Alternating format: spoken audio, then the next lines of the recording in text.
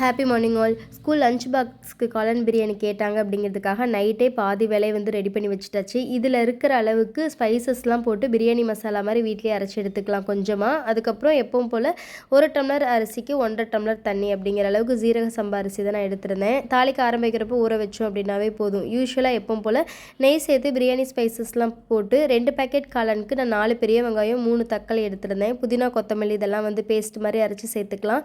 இஞ்சி பூண்டு பேஸ்ட் போட்டு நல்லா வதக்கிட்டு கட் பண்ணி வச்சுருக்கிற காளானையும் சேர்த்து கூடவே 1 ஸ்பூன் தயிர், எலுமிச்சம்பழம் இதெல்லாம் போட்டு நல்லா வதக்கிக்கலாம்.